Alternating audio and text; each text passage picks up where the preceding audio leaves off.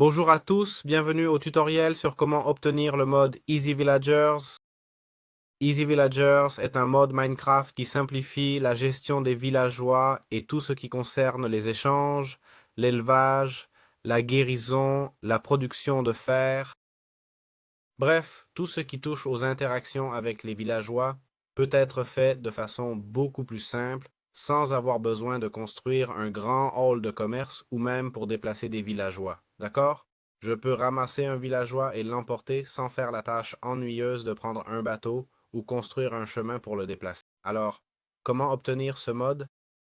Eh bien, on va simplement aller sur CurseForge et chercher Easy Villagers. C'est un mode avec 51 millions de téléchargements, comme on peut le voir. Il a été créé il y a 5 ans et mis à jour pour la dernière fois il y a 24 jours. Nous sommes le 10 janvier 2026.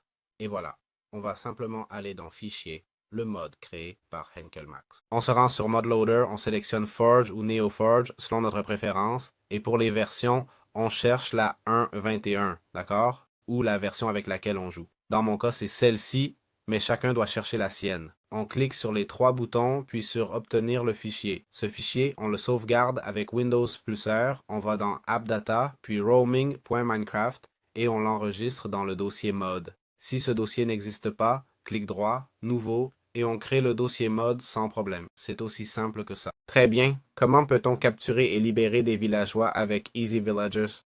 Le mode Easy Villagers nous permet de capturer un villageois. Basiquement, on s'accroupit, on fait clic droit et, comme vous voyez, je peux le ramasser. Si je passe en mode survie, vous verrez que ça fonctionne pareil. Il y a aussi la touche rapide V, d'accord? Je l'ai assigné à un emplacement de la barre d'outils, d'accord? Comme vous voyez, ça me déplace au dernier slot, mais si on vise un villageois et on appuie sur V, on le ramasse. Si on va dans Options, contrôles et raccourcis, et cherche Easy Villagers, voici le pick-up. D'accord? Donc, on peut changer ce bouton sans aucun problème. Aussi, théoriquement, on peut capturer des bébés villageois. D'accord? Comme vous voyez. Et c'est important, des détails importants, que si le villageois a une profession, il garde sa profession et ses échanges jusqu'à ce qu'on le mette à jour. Et pour le vérifier, faisons une démonstration pour voir si l'un de ces villageois, le voilà, il est sélectionné. Je vais voir ses échanges, il me donne Loyalty, j'appuie sur V, je le place et voyons s'il garde la même chose, d'accord? Comme vous voyez, on a ce bouton pour recycler les échanges au cas où, pour accélérer et obtenir directement ce qu'on cherche, non? Par exemple, je cherche, eh bien, tiens, une efficacité 4 serait parfaite. Voilà, c'est aussi simple que ça. Très bien, comment pouvons-nous utiliser le Trader Easy Villagers? Tout d'abord, voyons la fabrication qui consiste en 5 panneaux de verre fabriqués comme ceci, une poudre de redstone et 3 lingots de fer. En gros, cela nous permet de, eh bien, comme nous allons voir, d'abord on le place et ensuite on met un villageois à l'intérieur. Prenons ce villageois qui a des échanges, d'accord? On s'accroupit, clic droit et on le met dedans. Et maintenant, vous voyez, on peut échanger directement avec le villageois. Pour le sortir, c'est pareil, accroupi et clic droit, compris? Ainsi, on peut interagir directement avec l'interface du villageois sans problème et échanger depuis là. Il est important de mentionner que, bien sûr, si un zombie apparaît dans les environs, ah, je suis en mode pacifique. Ça doit être ça. Si un zombie apparaît aux alentours, il ne pourra pas attaquer le villageois. Et si je prends, pour une raison quelconque, une dynamite, je vais vérifier si le marchand explose avec le villageois. On va mettre le marchand ici, placer un villageois, mettre une dynamite et la faire exploser. En cas de creeper, que se passerait-il? Eh bien, on va le voir tout de suite. Ça explose, d'accord? Mais attention, ça explose avec le villageois à l'intérieur, compris? Si je le replace maintenant, j'ai de nouveau le villageois ici. Si je le casse en mode survie, d'accord? Ce qui va se passer, c'est la même chose.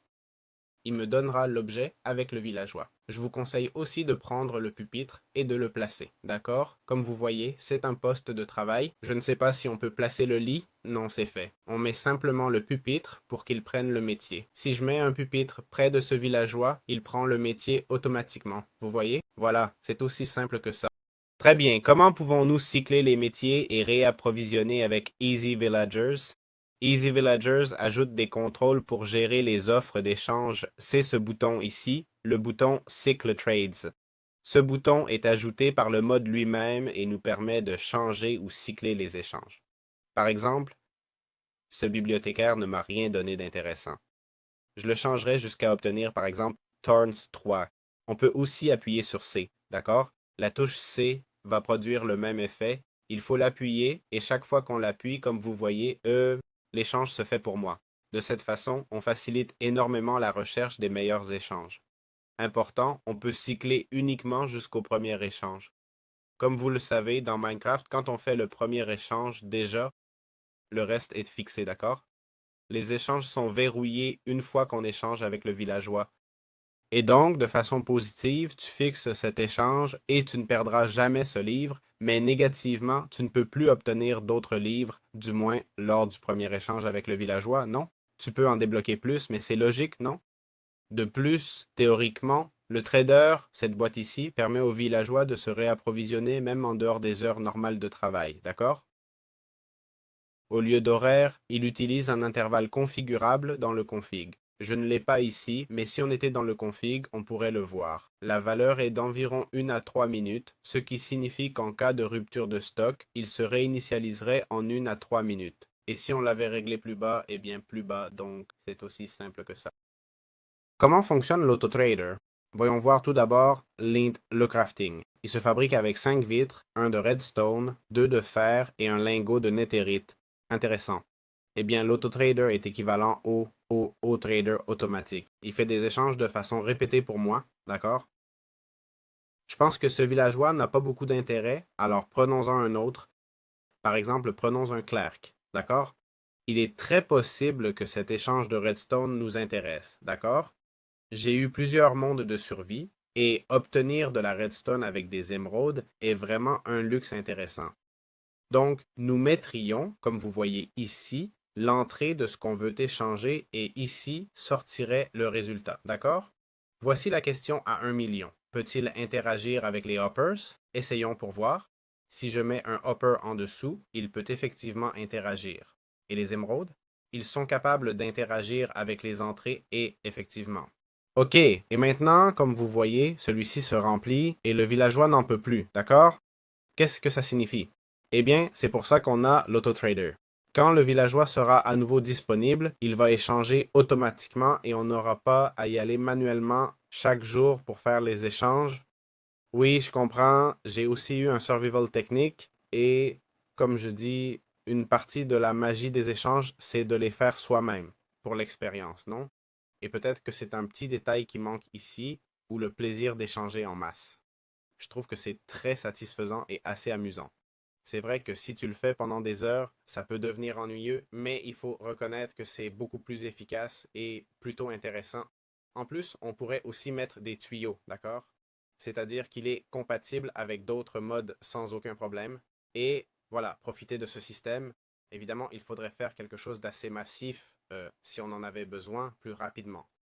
Et évidemment, les trémies, surtout celles de sortie, on devrait les connecter, d'accord, à une sortie. Et comme ça, tout arriverait ici et on le connecterait à un coffre, d'accord? Et c'est tout. Ou avec le système qu'on préfère, si on ne veut pas utiliser trop de trémies, car ça consomme énormément de ressources, on peut utiliser un wagonnet avec entonnoir. Très bien, comment pouvons-nous utiliser le fermier d'Easy Villagers? En fait, le fermier se compose de 5 vitres, un seau d'eau, un bloc de terre et 2 lingots de fer. Et en gros, ce dont nous aurons besoin, c'est un villageois, évidemment. Nous allons casser tout ça ici et mettre un fermier par ici, avec un villageois à l'intérieur. Ici, théoriquement, nous avons la sortie, mais évidemment, en plus du villageois, nous devons choisir une culture ou une graine selon ce que nous voulons cultiver. Je ne sais pas si on peut cultiver du cacao. Non, ça n'a pas. Non, j'ai été trop drôle. Prenons une graine, d'accord? Comme vous voyez, si je fais un clic droit, la graine se place là. Il semble qu'il n'y en ait qu'une seule. On peut aussi mettre des carottes si on veut, d'accord? Et en gros, le bloc va produire et va déposer les résultats, d'accord? C'est-à-dire la sortie des objets qui ont poussé. Comme vous voyez, celui-ci a déjà un peu poussé, d'accord? Et c'est juste une question de temps avant qu'il grandisse davantage. Les cultures que vous pouvez planter sont essentiellement le blé, la betterave, les carottes et les pommes de terre. On peut aussi planter des pitcher pods, comme ceci, et les graines de torch flower, qui sont les éléments du sniffer. Théoriquement, on peut les planter. Et basiquement, ce que le villageois nous donnera, c'est ce qu'il récolte, d'accord? Par exemple, avec des patates, il peut nous donner des pommes de terre empoisonnées. Si on veut changer de graine, comme ici, on fait Shift et clic droit, d'accord? Sans aucun problème. Celle-ci est sur le point de pousser. Voyons si ça arrive. Évidemment, ce système est compatible avec les hoppers, d'accord? Là, ça a poussé et là, il l'a cassé, d'accord? Si on met un hopper, comme vous voyez, il va récupérer les items de la sortie, d'accord? Donc, c'est compatible. Voilà, c'est aussi simple que ça. Très bien. Comment peut-on utiliser le breeder? Très bien. Le breeder n'est rien d'autre qu'un outil pour élever des villageois. Voyons un peu sa fabrication. Le breeder se fait avec 5 vitres, un lit, une planche de bois et 2 lingots de fer. Essentiellement, ce qu'on va faire, c'est placer le breeder, d'accord? Bon, on va le mettre comme ça. Et on va placer 2 villageois avec le mode Easy Villagers. Vous savez, s'il y a un villageois, on s'accroupit, clic droit et on le prend, d'accord? Alors, si on clique, comme vous voyez, il demande des aliments, d'accord? On peut les obtenir, par exemple, d'un farmer. Et ce qu'on ferait, c'est placer les aliments. Bon, c'est vrai que pour le blé, il faut donner du pain. Ensuite, tu leur donnes la nourriture, ils l'ont déjà, et après un cycle, je ne sais pas combien de nourriture ils peuvent avoir besoin, vraiment, je n'ai pas beaucoup de références. Mais un cycle doit passer, hein? C'est-à-dire, un cycle dure théoriquement une journée entière, non? D'accord, je l'ai fait la nuit, je m'endors, et c'est encore la nuit. Merveilleux, ces trucs de commande. Voilà, et là, un cycle est passé. Voilà, j'ai réussi. Un cycle est passé, et comme vous voyez, on a le... Oh là là, ce monsieur, qu'est-ce qu'il fait? Voilà le bébé villageois, d'accord? Comme on peut voir, on en a deux, parce que dans ce cas, ils en ont fait deux. Et ils ont consommé exactement la même quantité, 6 pains. Bon, c'est plutôt pas cher, hein? On a les bébés villageois, et maintenant, on pourrait les placer et les avoir là. Qu'en pensez-vous? Oui, oui, oui. C'est papa et maman. Ils sont enfermés. Qu'est-ce qu'ils font? Bon, non. Mieux vaut ne pas trop regarder. Oui, oui, oui. Allez par là, allez par là. Bon, alors, c'est tout pour la vidéo. Non pas toute la vidéo, il y a d'autres parties, mais c'est tout pour cette explication. Très bien. Comment pouvons-nous utiliser l'incubateur? En fait, l'incubateur nous sert car une fois qu'on a un éleveur et des bébés villageois ici, on placera les petits villageois ici. D'accord? Les mini villageois seront mis dans l'incubateur et ça accélère la croissance des bébés villageois. Voyons la fabrication que je crois n'avoir pas vue. 5 vitres, une laine et 2 fers. D'accord? Donc voilà, ce qui se passe, c'est que le bébé villageois grandit 2 fois plus vite. Et en gros, au final, le bébé villageois grandit à double vitesse, d'accord? Une technique qu'on peut faire est de prendre l'incubateur, prendre un entonnoir, sortir les bébés villageois de l'éleveur et les mettre dans un incubateur, ok? Et comme ça, ils incuberaient automatiquement. Ça commence à devenir un peu bizarre depuis un moment, mais comme ça, ce serait automatisé, d'accord? Et puis les villageois qui ont grandi, nous les envoyons où nous voulons. Je crois que c'est là que la chaîne se termine, d'accord? Ou aux fermes de fer, mais bon, ça n'a pas vraiment de sens. Donc on attendrait simplement d'avoir des villageois et encore des villageois. Et au-dessus des éleveurs, comme ils auront besoin de nourriture, on mettrait des fermiers, ok? On ferait comme ça et on placerait des fermiers au-dessus. Si possible, avec des carottes, d'accord? Avec des carottes. Voilà, c'est notre super cycle. Comment utiliser le convertisseur Easy Villagers? Voyons voir tout d'abord l'artisanat. La recette est celle-ci. 5 vitres, une chaire putréfiée, 2 lingots de fer et un bloc de pavé moussu. En gros, le convertisseur automatise le processus de transformation d'un villageois en zombie, puis sa guérison pour obtenir de meilleurs prix. Les étapes sont simples. Placer un villageois dans l'entrée, d'accord? Ensuite, on prend le villageois et on le place. On met une pomme dorée, d'accord? Qui est finalement le prix et une potion de faiblesse. Je ne sais pas si elle doit être jetable, on va voir. Elle n'a pas besoin d'être jetable, d'accord? Et il se transforme en villageois zombie, d'accord? Et ainsi ce processus se fait automatiquement. Ça peut prendre environ 5 minutes, mais évidemment, ça rendra nos échanges beaucoup moins chers. Le convertisseur serait un élément qu'on pourrait placer dans notre chaîne, non? C'est-à-dire, on a notre chaîne d'agriculteurs, agriculteurs de carottes. Allez, faisons-la. On a cette chaîne ici, agriculteurs de carottes. Les carottes nourrissent les villageois, ils se reproduisent, font des bébés qui grandissent, et ces bébés, on les met dans un convertisseur de zombies pour optimiser et avoir de meilleurs échanges. Vous direz, ça devient un peu machiavélique. Je vous rappelle que ce mode facilite juste comment les joueurs utilisent les villageois de façon méthodique et répétitive. Ce sont simplement des machines qui font automatiquement ce qu'on ferait nous-mêmes. Donc si ça vous semble machiavélique, je vous invite à réfléchir à ce que vous faites à ces pauvres créatures. Très bien, comment pouvons-nous utiliser la ferme de fer d'Easy Villagers? Le bloc de ferme de fer, voyons comment il se fabrique. Il se fait avec 5 vitres, un bloc de lave, 2 de fer et 1 de pierre. En gros, ça transforme l'idée d'une ferme de fer en un seul bloc dans Minecraft, d'accord? Ce qu'il faut faire, c'est placer l'objet qui vient déjà avec le zombie inclus, ne me demandez pas pourquoi. On fait clic droit avec un villageois qu'on a collecté avec la touche V, ou on fait clic droit sur un villageois. Et voilà, c'est prêt à générer du fer automatiquement. Vous voyez, celle-ci tourne depuis un moment, elle me donne du fer et des coquelicots, ok? Les fleurs que laissent tomber les golems de fer. Le rendement est d'environ 1 lingot par minute, ce qui fait 60 par heure, d'accord? On peut y mettre des entonnoirs, évidemment, et sans problème, d'accord? Voilà, c'est aussi simple que ça. Avec ça, nous avons expliqué tous les blocs d'Easy Villagers. Très bien. Enfin, j'aimerais expliquer comment nous pouvons automatiser une ferme de villageois avec Easy Villagers. Et chez Easy Villagers, on a différents blocs, d'accord? Je comprends que si nous sommes arrivés jusque-là, nous savons déjà comment fonctionnent tous les blocs, mais je vais l'expliquer.